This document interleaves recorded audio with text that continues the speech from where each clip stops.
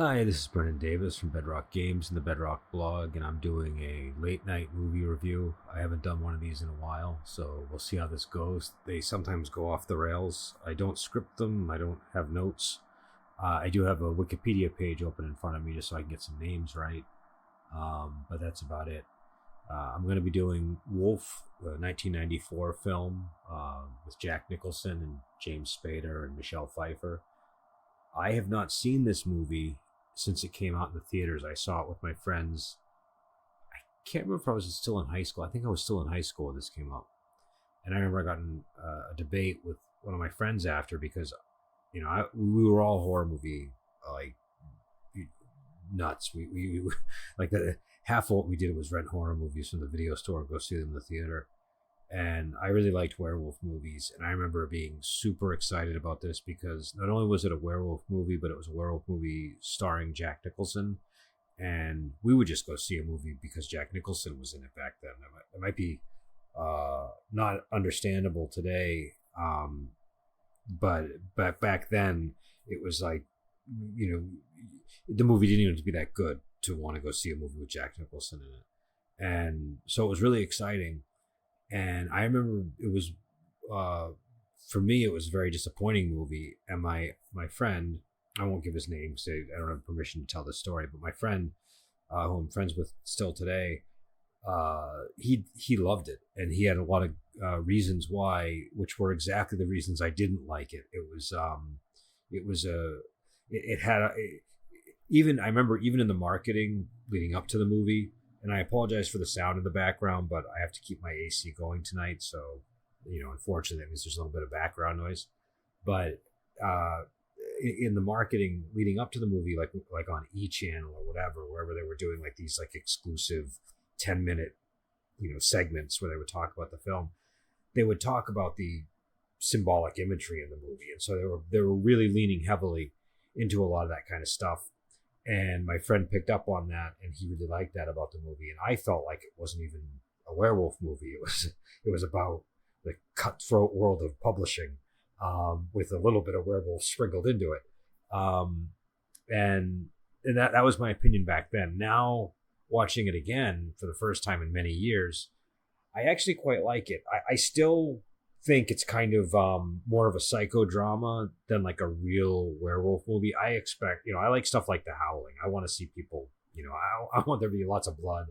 Uh, but there is more werewolf in this movie than I remember there being. I remembered it being so light. It's like there's barely even werewolves till the end. And that's kind of true, but really what this movie's largely about is the transformation into the werewolf. So it really takes its time, and it's subtle about it. And it is obviously sort of drawing a parallel between, corporate world and the animal kingdom and, things like that. But no, I found it to be a lot more enjoyable this time around.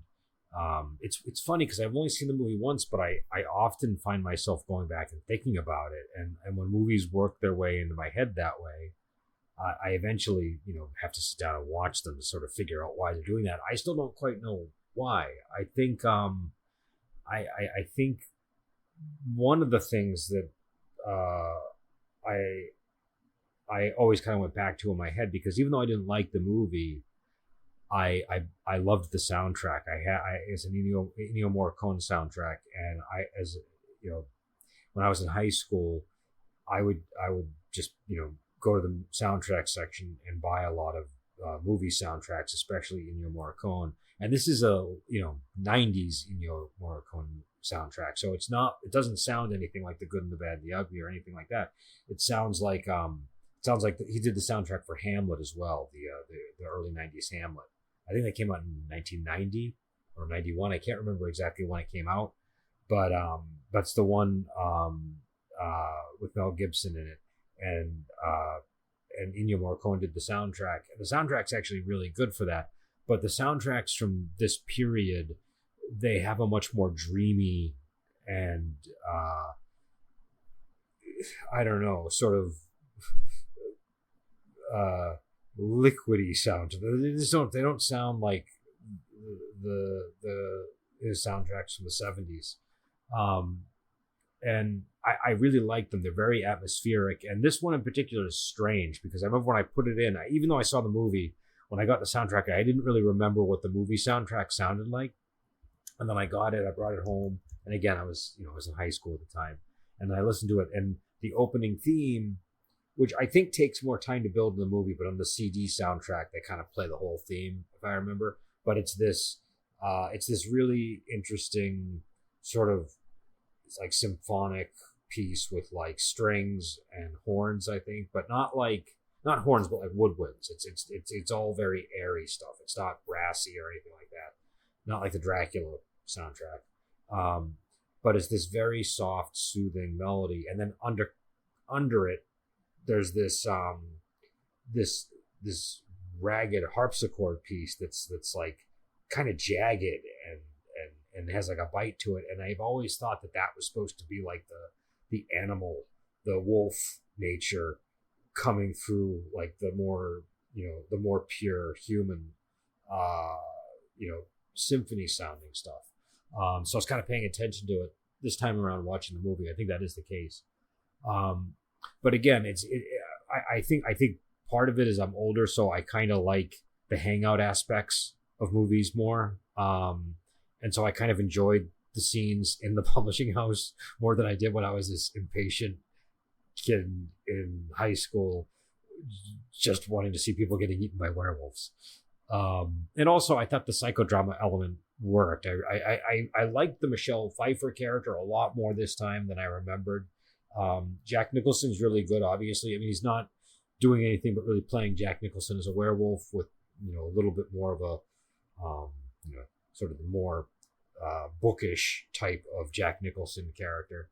And James Spader's really good in it too. James Spader, he's really good, or he was at this time, playing like a young prick, and he does that really well here. Like, you really don't like him, and he becomes actually quite terrifying by the end.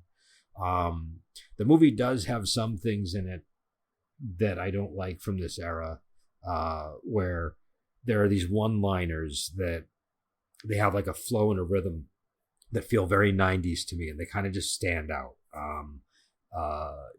Some movies have one-liners that are timeless and work, and some movies you're like, oh, this feels like 1994.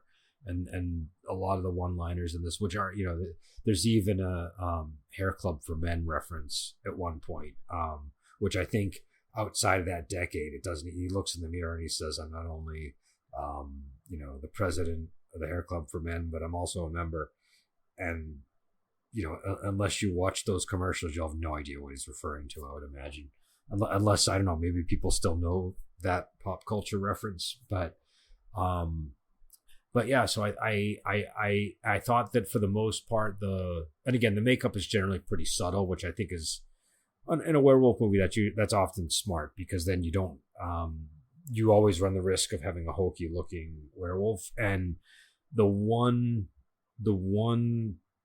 sort of special effect that didn't work for me, and to be honest, I don't even know if it was a special effect, but it looks like it was, is the werewolf at the very end. Not when he and Spader transform into sort of hybrid wolves, but at the very end, like right at the end of the movie, it shows a wolf that is presumably Jack Nicholson, and it's howling to the moon. And that one looks like really goofy to me. We only get a little clip of it, so it's not that disruptive, but I think if they had done more of that, it would have really, the film would not have looked good. It would have looked like a really bad 90s werewolf movie. I like the opening of the movie. That's something that I always remembered. The opening's it's got a lot of mood. He's driving a Volvo through Vermont. Vermont's a really nice location. If you're going to have somebody bitten by a wolf. And again, I think this is less true now. We've had more coyotes here and stuff, but part of the issue is that he was in New England and he was bitten by a wolf, and there aren't really wolves in New England, so the doctor's like, well, I don't think you were bitten by a wolf. And I don't know, again, his character is kind of this, he's kind of a powerless guy. He has like a backbone in the intellectual realm. It seems like he's not afraid to tell authors what he really thinks, and he isn't afraid to give his opinion at parties. But in the world of business, he doesn't have a lot of backbone. It seems he plays things very safe, and so the wolf biting him sort of allows him to become more assertive, become more, more successful in this world. And it's a pretty. I would, and again, I don't think this is like this isn't like a movie where it's saying that's what you should become. I think it's more of a critique of the corporate world than anything else. And I'm trying to remember who's the guy that plays the guy who takes over the publishing agency. I think it's Christopher Plummer. He was in a lot of stuff back in the day. Let me see if it was him or not. Yeah, it was Christopher Plummer, and he plays a very good sort of corporate jerk who takes over the publishing company.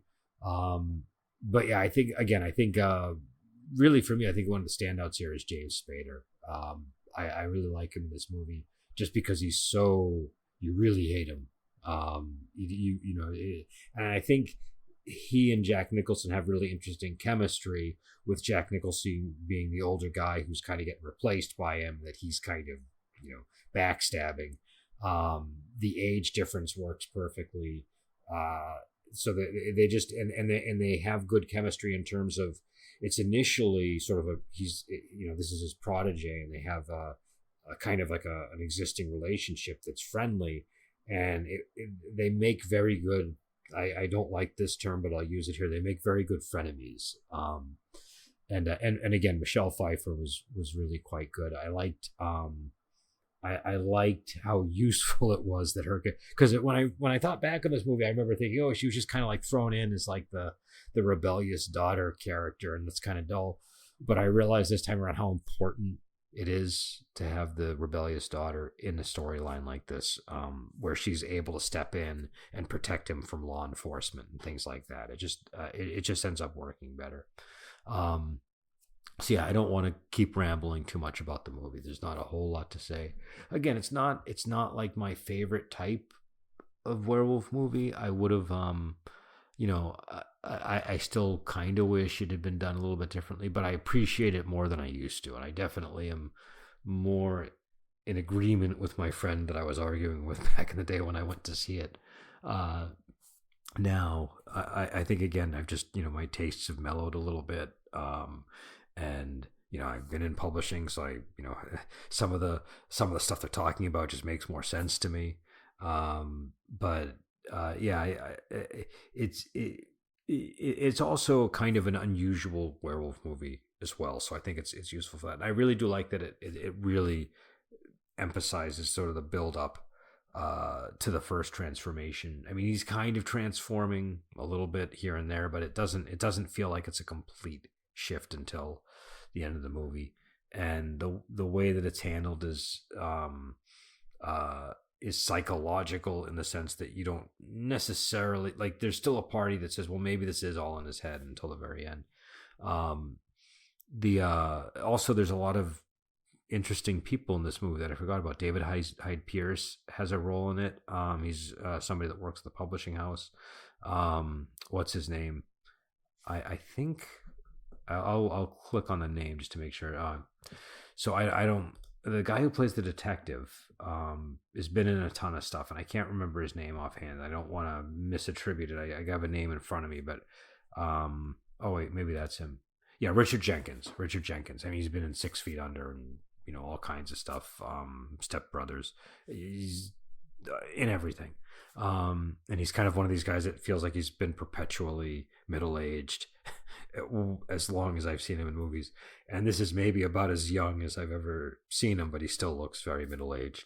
But he played sort of a nice, haggard detective who I think we're supposed to think is an alcoholic. I don't know. But yeah, so it's a slightly different type of werewolf movie. That's just a little bit more subtle.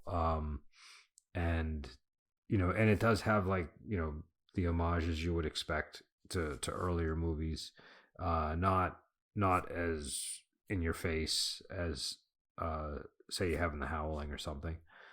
which again I like. That's my favorite. To me, The Howling is the perfect werewolf. I like it better than American Werewolf in London.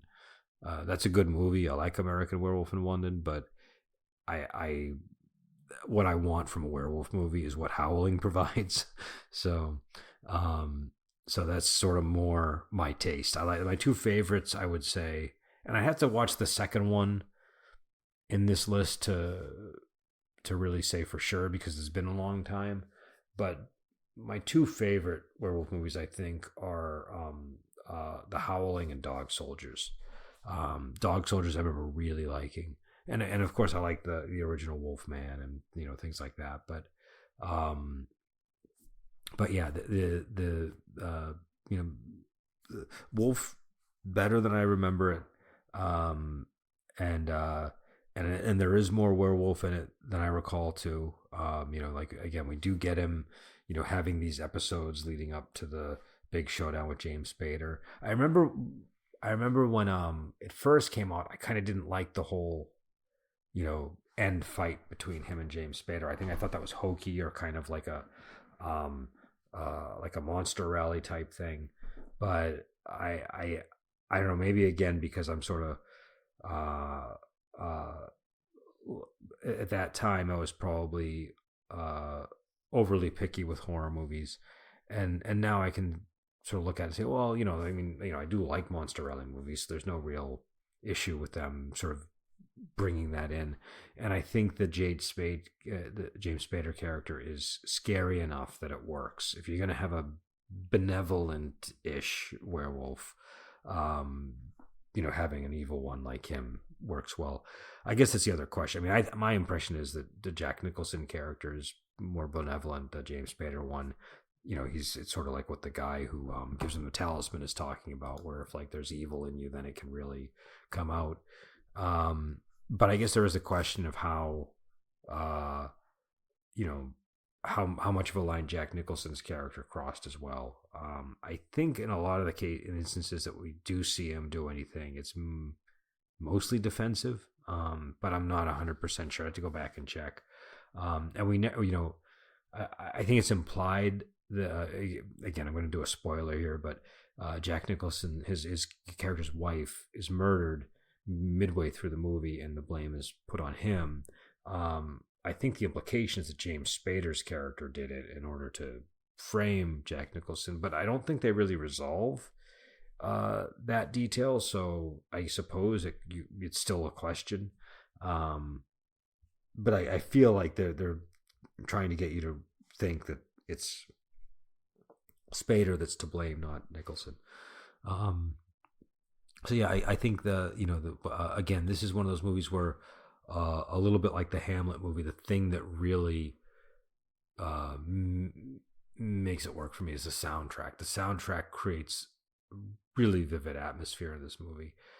There's also some interesting cinematography. It's not always interesting. Sometimes it feels a little bit stale, but most of it, I think, feels quite surprising, clever.